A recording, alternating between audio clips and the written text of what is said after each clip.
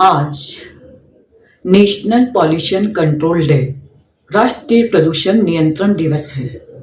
कौन से प्रदूषण की बात करें?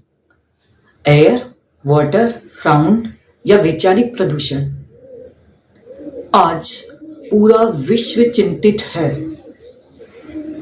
एयर पॉल्यूशन से। हमारे जीवन की आधारशिला है प्राणवायु, ऑक्सीजन। हवा में घुलता जहर, हमारी सांसें बन गई हैं बंधक की तरह।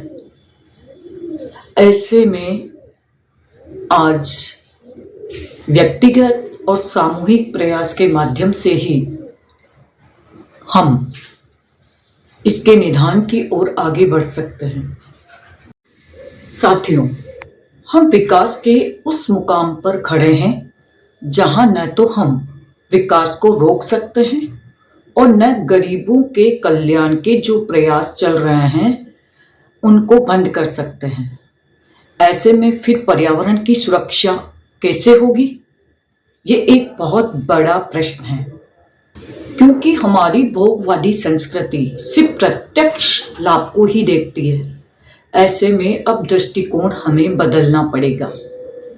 कई ऐसे प्रश्न हैं जो आज वैकल्पिक और नए तरीके से सुधार और व्यवस्था चाहते हैं। सबसे पहला, बढ़ता औद्योगिकीकरण बहुत जरूरी है, क्योंकि हमें देश को आर्थिक रूप से रफ्तार देनी है। लेकिन फैक्ट्रियां, कारखाने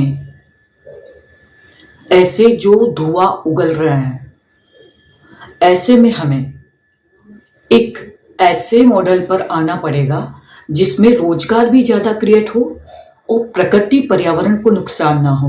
वो है लघु कुटीर उद्योग, मध्यम उद्योग, और हर एक काम को, जो काम हाथों से हो सकता है वो मशीनों से हमें नहीं करना है। इससे हर एक को रोजगार भी मिलेगा और पर्यावरण की रक्षा होगी। तो हमें जितने भी बड़े बड़े उद्योग हैं उनको छोटी छोटी इकाइयों में कन्वर्ट करके इस औद्योगिक और व्यापार को फैलाना पड़ेगा, ताकि एक आर्थिक रूप से समृद्धि देश में आ सके। बढ़ता कचरा, बढ़ते संकट। इतने पहाड़ों जैसे करोड़ों, लाखों, अरबों टन कचरे को समेटेगा कौन? हमें इस युग की आवश्यकता के अनुसार रास्ता निकालना पड़ेगा। वो है ज्यादा से ज्यादा जॉब्स क्रिएट कर सकते हैं हम वैकल्पिक ऊर्जा उससे बनाएंगे और ऊर्जा के माध्यम से इस कचरे पर नियंत्रण होगा। डिस्पोजेबल कल्चर को हमें हटाना पड़ेगा, क्योंकि ये कोई जरूरत नहीं है। ये तो हमने अपनी ओर से अपनी एक नई व्यवस्था बनाई है। ऐसे में हमें zero waste product, eco friendly product के साथ साथ सिंगल यूज प्लास्टिक को हर स्तर पे खत्म करना पड़ेगा।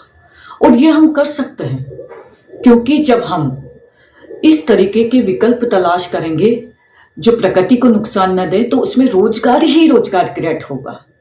एक समय था जब हमारा पूरा सिस्टम कृषि व्यवस्था का ऑर्गेनिक खेती के माध्यम से ही चलता था, लेकिन धीरे धीरे जो हमने बदलाव किए हैं, आज कई तरीके की रासायनिक कीटनाशक दवाइयों के माध्यम से जो पोल्यूशन हो रहा है, इसको ऑर्गेनिक खेती के माध्यम से हमें इसका हल निकालना ही पड़ेगा। आज ये समय की मांग और जरूरत है। शहरों और गांवों में बढ़ती भीड़, यातायात, वाहन परिवहन व्यवस्था में भी हमें सुधार करना पड़ेगा। ऐसे में ज्यादा जरूरत ना हो तो हम पैदल चलें और साइकिल का भी उपयोग करें। बैलगाड़ी को हमें पुनः वापस लेकर आना पड़ेगा, और इसके साथ साथ पब्लिक ट्रांसपोर्ट का भी हम ज्यादा से ज्यादा उपयोग करें। व्यक्तिगत सुविधा और सुरक्षा के लिए वाहन जरूरी है, लेकिन साथ में आज जो समय की मांग है, इसको दृष्टिगत रखते हुए हमें इलेक्ट्रॉनिक वाहन के ऊपर भी, सौर ऊर्जा से स्वचालित वाहन के ऊपर भी जाना पड़ेगा, क्योंकि नए रास्ते खोजने पड़ेंगे।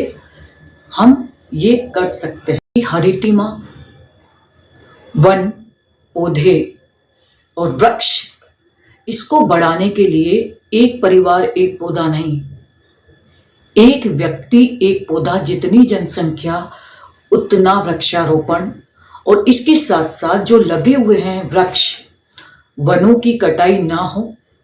किसी भी मानव के मरण उपरांत जो हम प्रक्रिया दाह संस्कार की अपनाते हैं, उसमें भी अब हमें नए रूप से सोचना पड़ेगा।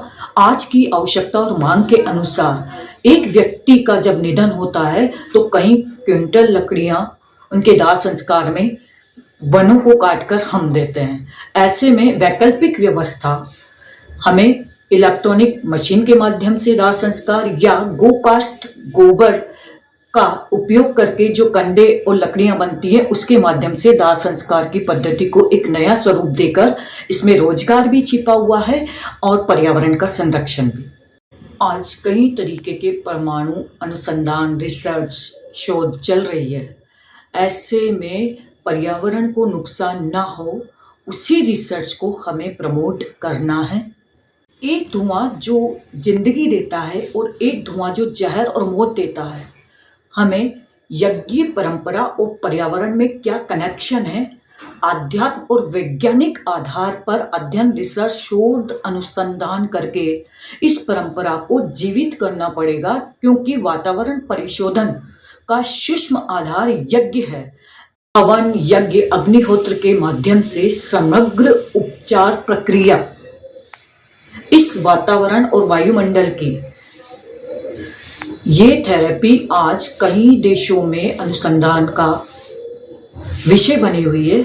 ऐसे में हम भारतीय लोगों को ये जन जन और घर घर तक पहुंचाने की जरूरत है। डी इकोलॉजी मतलब हम एक आध्यात्म को भी विज्ञान के रूप में आगे बढ़ाएं, तभी ये पर्यावरण का सबसे ठोस सुरक्षा कवच बन सकता है।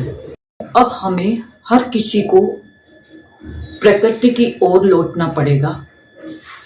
अपने जीवन में प्रकृति को प्रवेश होने दीजिए।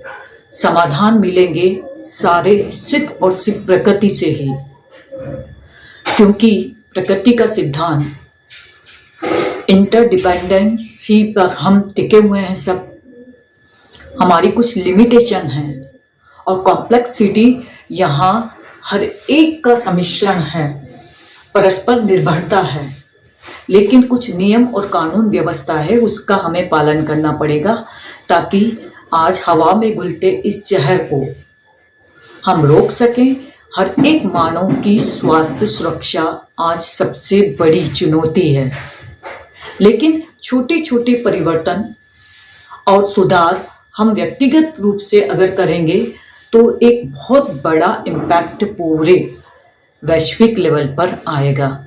तो सबसे पहले हम अपनी जीवन शैली को प्रकृति के अनुकूल बनाएं। Thank you.